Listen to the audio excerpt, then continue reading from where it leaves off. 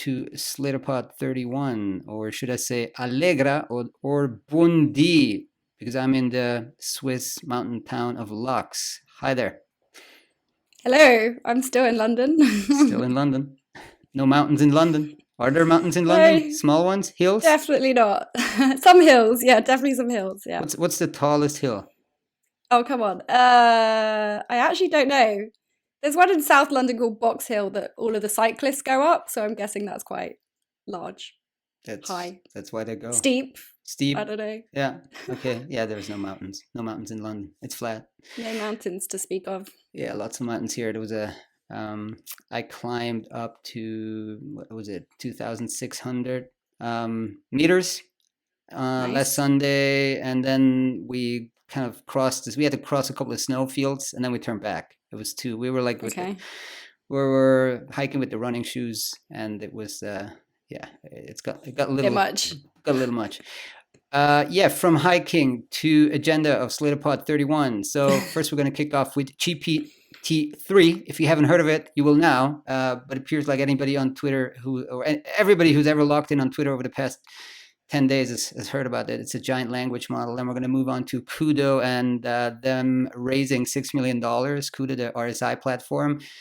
Small raised by a company called LocalizeDirect. We're going to talk about machine interpreting. And we've picked up a couple of stories from our sweep service that we're sending out daily to subscribers. So did you come across the GPT-3 on Twitter before we covered it just today or yesterday? I did, yeah. I didn't get too deep into the story, but I'd sort of heard some of the noise. So it was interesting for me because I knew OpenAI, I don't know, Elon Musk, another project that man is involved with, OpenAI, and there's a bunch of other tech people, was working on these big language models. And I actually remember that I even submitted a request to become part of the beta, the private beta that we're going to talk today. Oh, yeah. For this, the GPT-3, so the latest iteration of this project. Unfortunately, I wasn't accepted, or Slater Denied. was denied. Well, there was no rejection email. There's just silence, which hurt me. Thank you for your application. There was nothing. You just kind of put your information into a giant Google survey. Okay. Well, anyway, but then I kind of forgot about it. That was probably, I think I applied maybe like 6 weeks ago. I forgot about it, and then like this week, like Twitter just lit up with all these VCs and tech people sharing, like all kinds of tasks, from like generating content or articles or headlines, to like asking specific questions, to filling spreadsheets automatically. It's kind of hard to summarize. So I think. So what is it? What is it? Well, okay, so it's a giant. It's a really big language model. It's a language model that generates natural language, right? And what makes it so special and big is it's really big. So it's working with 175 billion parameters. So it's kind of scoured the entire internet, maybe, or like big portions of it. And it's apparently the largest language model ever created. And so because of its large size, it can do what many other models can't do well. And I think I was told also the key here is that it can perform fairly specific tasks without special tuning. And I got this from also an article. I mean, our article we published today, but also there was a Google engineer that wrote on it, and they stressed that yes, it can do specific tasks, and then it can do translation, not well, but it can do translation. It can even do certain programming or computer coding tasks. So you input natural language, and then it actually writes the code on the back end. It can do poetry, or it can pretend to be a famous author. So it can do all kinds of tasks without being specially designed for it.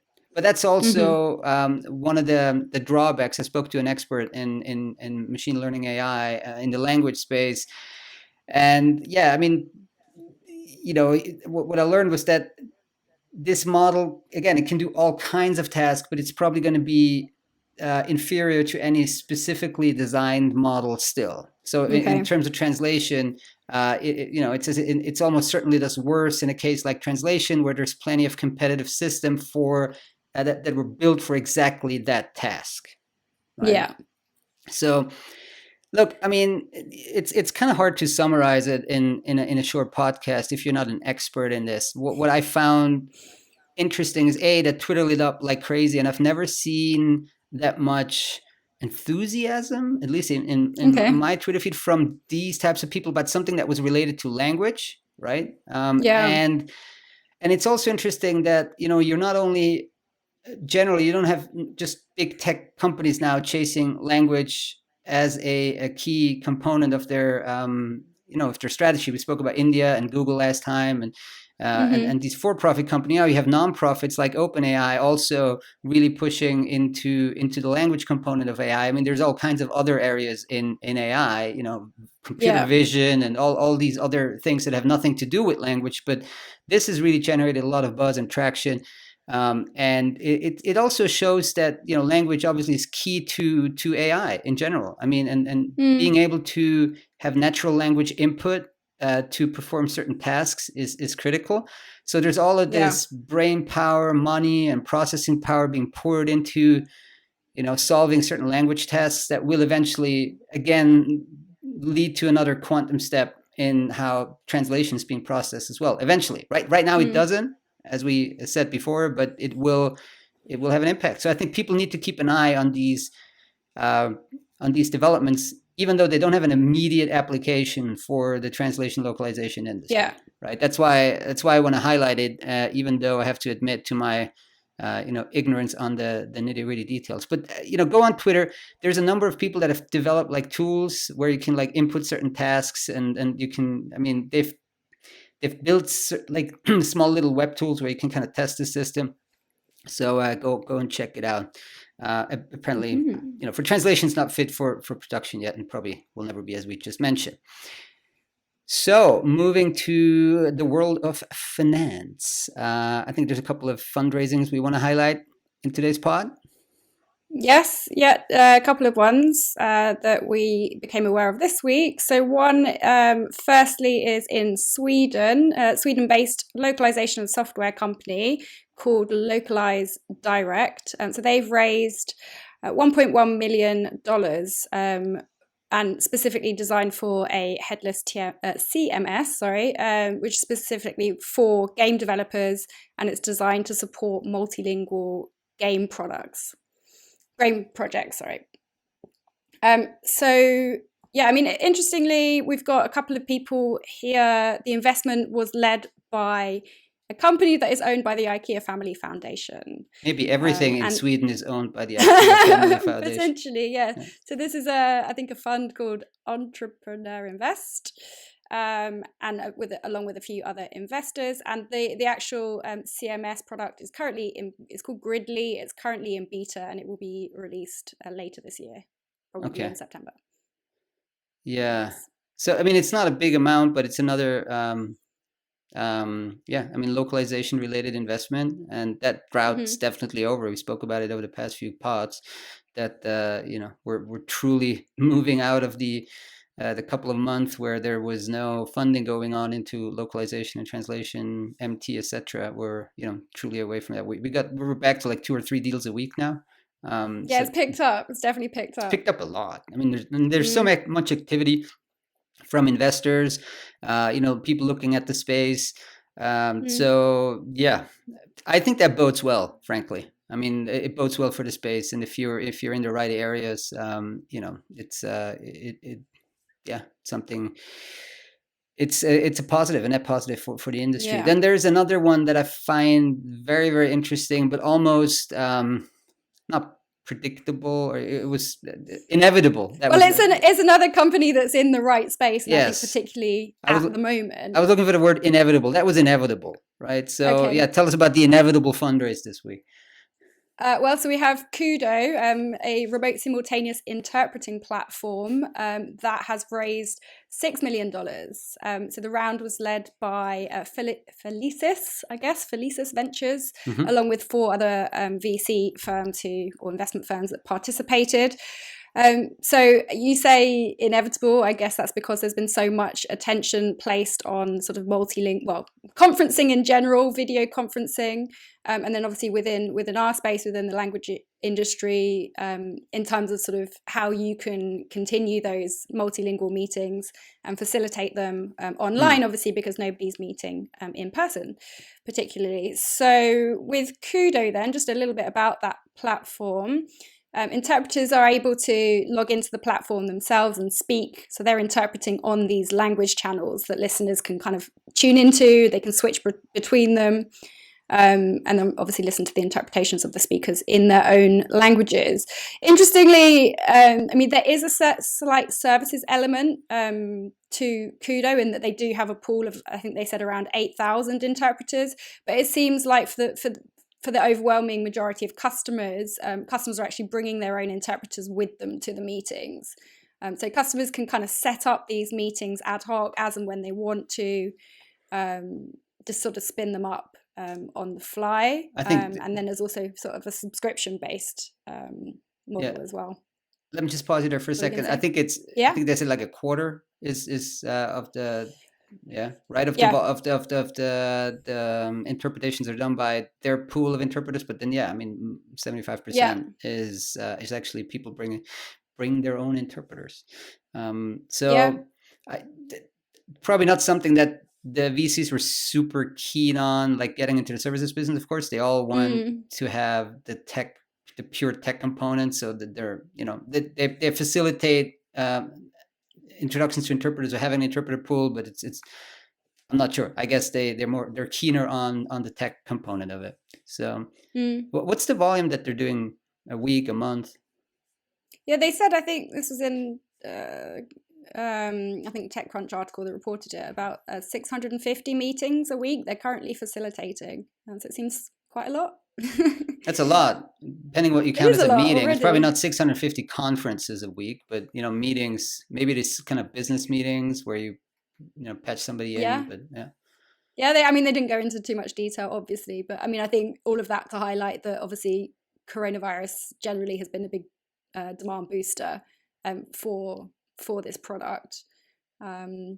But then obviously, I mean, the VCs are seeing longer term potential beyond the pandemic. Otherwise, they wouldn't have invested. And how did this get started? Like, and when and how, roughly?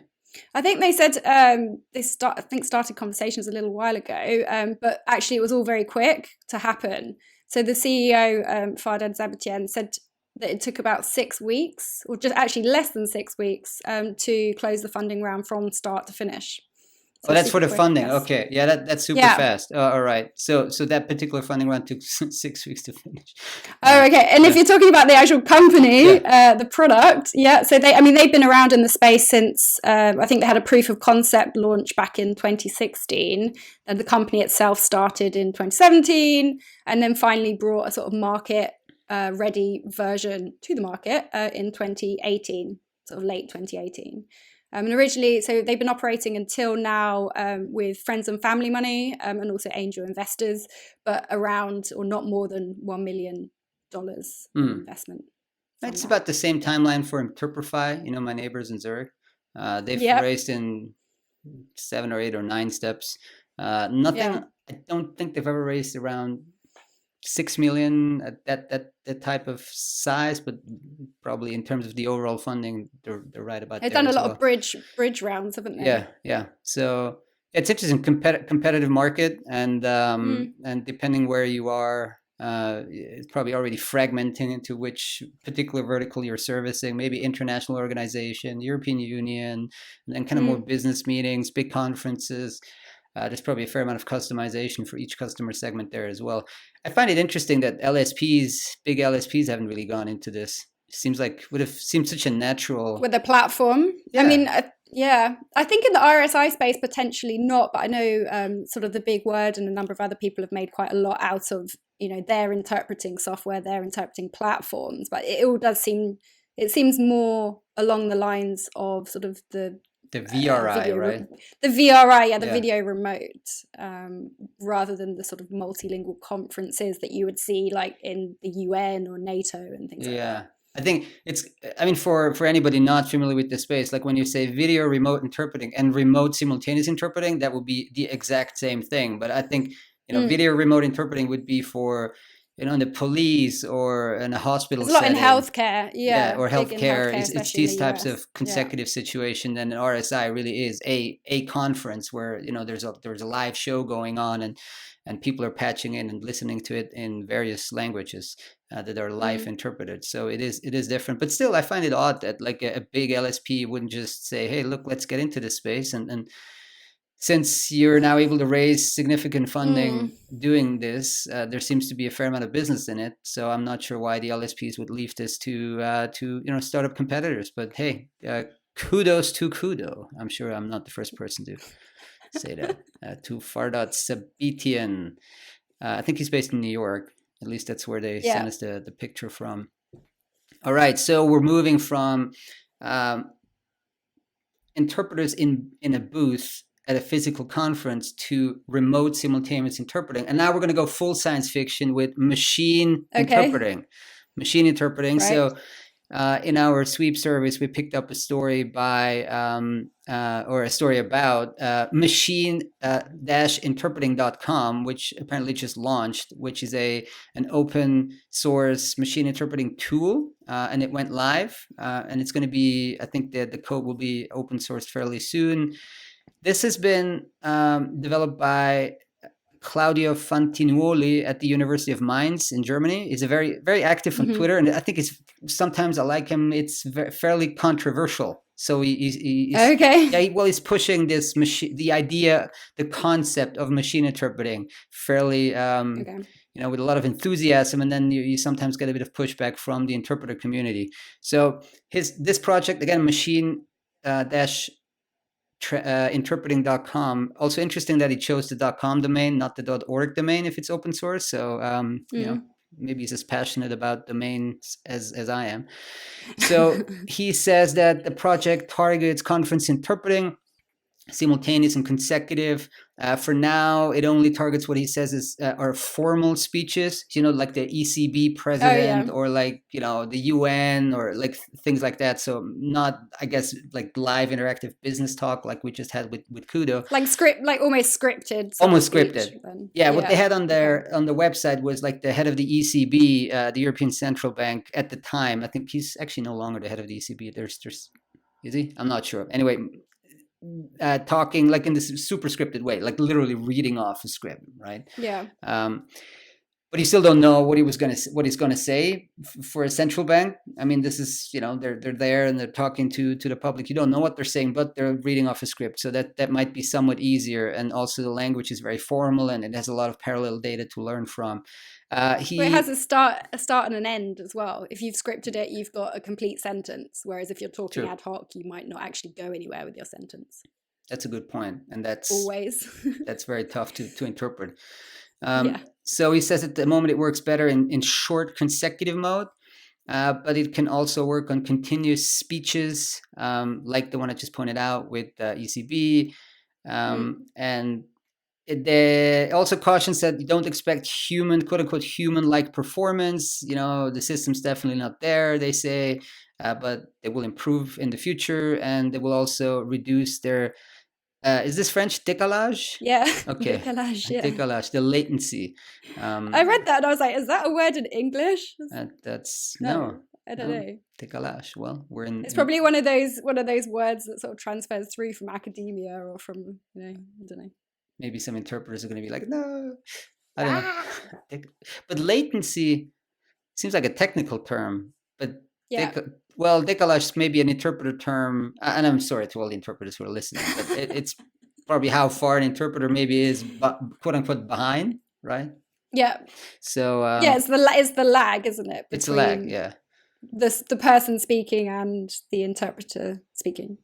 I was just I think I'm only struggling with this because we just spoke about Kudo, and in live RSI, latency is also key, but not this kind of latency, but like actual latency in processing the information. But all right, we're figuring this out live on the pod, ladies and gentlemen, so bear with us.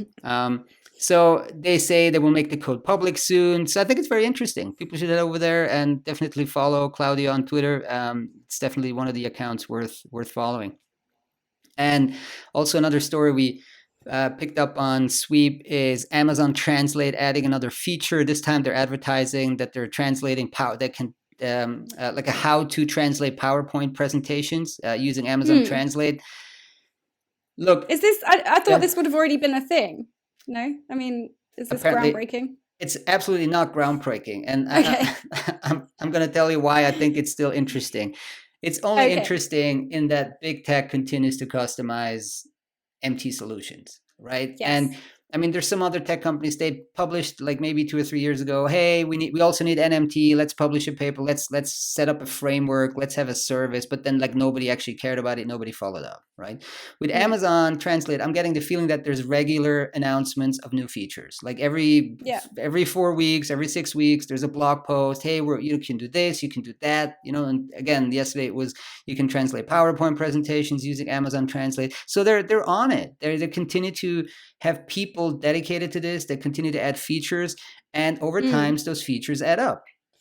Yes, that's all I'm saying. So keep an eye on that. I mean, I'm getting the feeling that Amazon Translate is not one of those products, and like one of those products that's just going to kind of quietly go away. And after a big announcement, they keep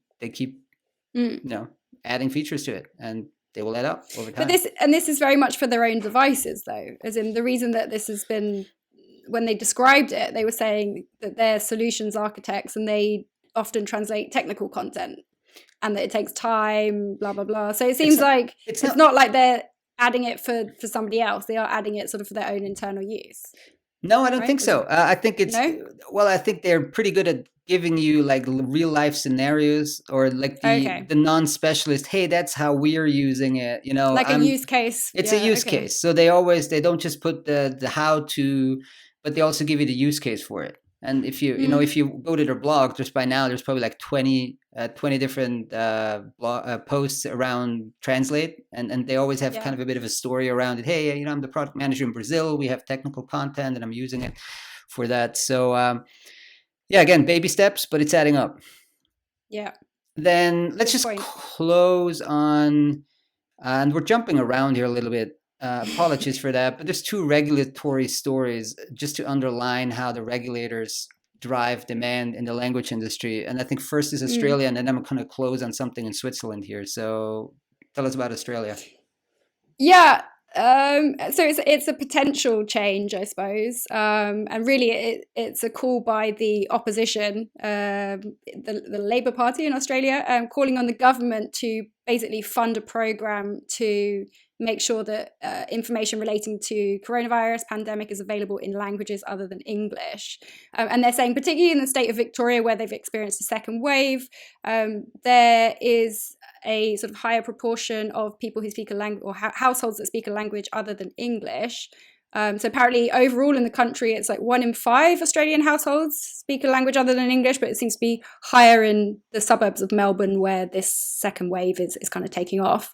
So the Labour Party wants to make available $500,000, I guess Aussie dollars, for this purpose, and it would be up to $5,000 granted to sort of social service providers. And community leaders. So potential driver, I mean, this hasn't passed. I guess it's still in sort of discussion days, but it's obviously, one sort of governmental part, or one political party kind of pushing for this increased language access throughout the pandemic. I think we're seeing that everywhere, here as well. People have been complaining that, hey, this is a lot of important information, but like basically it's quote unquote only available in the 4 national languages. One of them, I actually didn't tell you about it when I opened with Allegra and Bundi. That's Romansh. Oh, yeah. That's Romansh. That's the language. Well, it sounds a bit like Luxembourgish. No, that's it's kind of Italian. So it's oh my God, they're gonna kill me. No, it's Romansh. It's Romansh, the language spoken in this part of Switzerland. My point being, beyond the 4 national languages here, people have also been saying, hey, you should really localize this or translate any important information about coronavirus in 10, 20, 30 languages, not 63. In Australia, they have a lot more immigration, it seems, from many places. Well, yeah, that actually surprised me. It said that the central messages from the federal government had been translated on a centralized website about coronavirus, and yeah, there'd been like 1 million views, and it's translated into 63 languages, so 63. Seems quite wide, broad. That's a lot. It's a lot. All right, well, let's wrap here, and we'll see you again next week in another Slater Pod 32. All right, take care. Bye. Cheers. Bye.